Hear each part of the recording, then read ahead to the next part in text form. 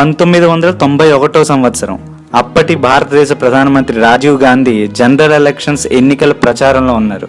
ఆ టైంలో శ్రీలంకకు చెందిన ఎల్టీటీఈ ప్రభాకరన్ రాజీవ్ గాంధీని హత్య చేయించాడు. ఆ జనరల్ ఎలక్షన్స్లో కాంగ్రెస్ విన్ అయింది.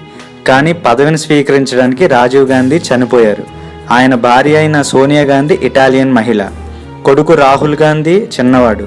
సో ఆ ఇద్దరికి అర్హత లేదు. కానీ ఎవరు పిఎం అవ్వారో డిసైడ్ చేసే పవర్ మాత్రం సోనియా గాంధీదే. సోనియా గాంధీ అప్పటి వైస్ ప్రెసిడెంట్ అయిన శంకర్ దయాళ్ శర్మను ప్రధానిగా ఉండమని కోరారు. కానీ శర్మ గారు అప్పటికి ఆయన వయసు రీత్యా దేశ ప్రధానమంత్రి పదవికి న్యాయం చేయలేనని చెప్పారు.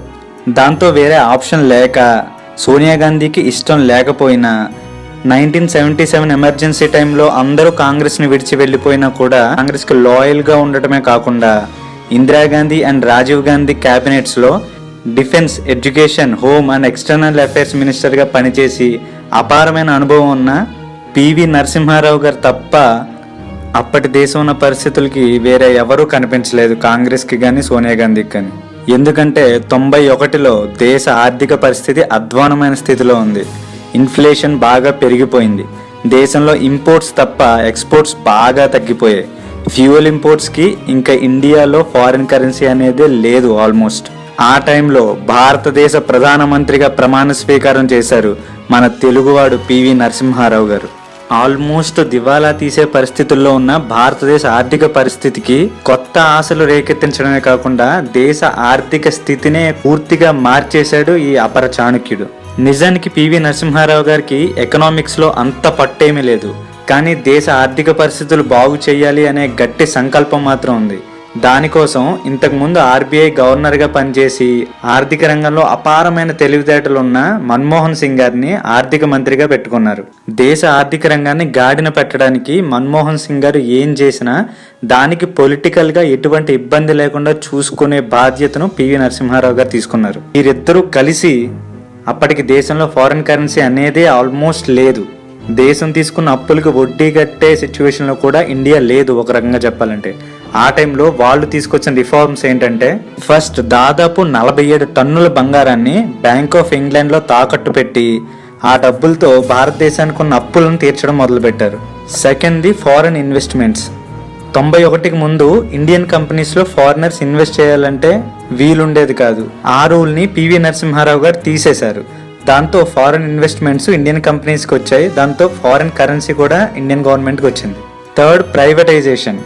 చాలా గవర్నమెంట్ కంపెనీస్ని ప్రైవేట్ కంపెనీలుగా మార్చారు. దానివల్ల ప్రభుత్వానికి ఆదాయం సమకూరింది. ఫోర్త్ది, ఇంపోర్ట్ డ్యూటీస్ని బాగా తగ్గించారు. నెక్స్ట్, ఫారెన్ కంపెనీస్ ఇండియాలో బిజినెస్ చేయడానికి అడ్డుగా ఉండే చాలా రూల్స్ని తీసేసి ఫారెన్ ఐటీ అండ్ అదర్ కంపెనీస్కి డోర్స్ ఓపెన్ చేశారు.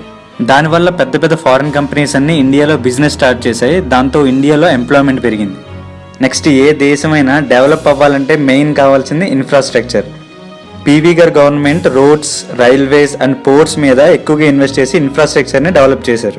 ఇలాంటి ఎన్నో ఎకనామిక్ రిఫార్మ్స్ని తీసుకొచ్చి భారతదేశ ఆర్థిక వ్యవస్థను ఒక గాడిలో పెట్టి father of Indian economic reforms అని కీర్తింపబడ్డారు ఈయన. దీనికి ఎగ్జాంపుల్ 1991లో ఫారిన్ కరెన్సీ నిల్వలు 132 మిలియన్. 1995 వచ్చేసరికి భారతదేశంలో ఉన్న ఫారిన్ కరెన్సీ నిల్వలు 5.2 బిలియన్. ఈ నంబర్స్ చూస్తే అర్థమవుతుంది ఎందుకు పివి నరసింహారావు గారు భారతదేశంలోనే గొప్ప ప్రధానమంత్రి అని. అంతేకాక పివి నరసింహారావు గారు సౌత్ ఇండియా నుంచి ప్రధానమంత్రి అయిన మొదటి వ్యక్తి. అండ్ గాంధీస్ ఫ్యామిలీ కాకుండా ఒక బయట వ్యక్తి 5 ఏళ్లు పరిపాలించడం పివి గారే ఫస్ట్. ఒక టైంలో ఇందిరాగాంధీ గారు ఏ డెసిషన్ తీసుకోవాలన్నా పివి నరసింహారావు గారిని సంప్రదించి తీసుకునేవారు. కేవలం పాలిటిక్స్ మాత్రమే కాదు, పివి గారికి చాలా రంగాల్లో ఎంతో నాలెడ్జ్ ఉండేది. ఆయన అనేక భాషల్లో అనేక రచనలు చేశారు. అంతేకాదు ఆయన దాదాపు 18 భాషలను అనర్గళంగా మాట్లాడగలరు. అందుకే ఆయన్ని బహుముఖ ప్రజ్ఞాశాలి అంటారు. ఇన్ని క్వాలిటీస్ ఉండి దేశానికి ఇంత సేవ చేసిన పివి నరసింహారావు గారికి సరైన గుర్తింపు మాత్రం ఖచ్చితంగా దక్కలేదనే చెప్పాలి. నార్మల్గా ఏ మాజీ ప్రధానమంత్రి చనిపోయినా ఢిల్లీలో అంత్యక్రియలు నిర్వహిస్తారు. కానీ పివి గారికి అలా జరగలేదు. అప్పటి స్టేట్లో ఉన్న కాంగ్రెస్ గవర్నమెంట్ కూడా స్టేట్లో కూడా సరిగ్గా జరపలేదు. మాజీ ప్రధానులందరికీ ఢిల్లీలో స్మారక చిహ్నాలు ఉంటాయి, కానీ పివి గారికి మాత్రం లేదు. ఢిల్లీలోనే కాదు, తెలుగు రాష్ట్రాల్లో కూడా ఎక్కడ గవర్నమెంట్ ఆయన విగ్రహాలను ప్రతిష్ఠించడం జరగలేదు.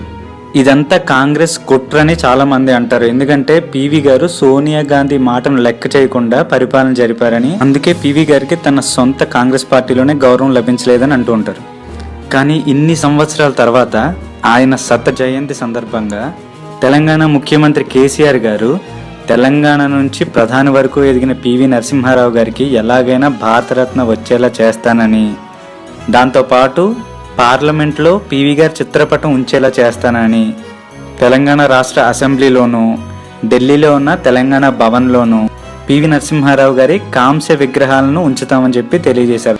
తెలంగాణలో ఉన్న అన్ని ముఖ్య పట్టణాల్లోనూ కూడా ఆయన విగ్రహాలను పెడతామని నిర్ణయించుకున్నారు. ఈ సంవత్సరం పాటు పివి నరసింహారావు గారి శత జయంతి ఉత్సవాలను ఘనంగా జరుపుతామని చెప్పి తెలియజేశారు. సో కేసీఆర్ గారు చెప్పినవన్నీ జరిగి దేశానికి ఎన్నో సేవలు అందించిన పివి నరసింహారావు గారికి సరైన గుర్తింపు, గౌరవం కలగాలని కోరుకుంటూ భారతదేశ గొప్ప ప్రధానికి నివాళులు అర్పిస్తూ శత జయంతి శుభాకాంక్షలు. Thank you.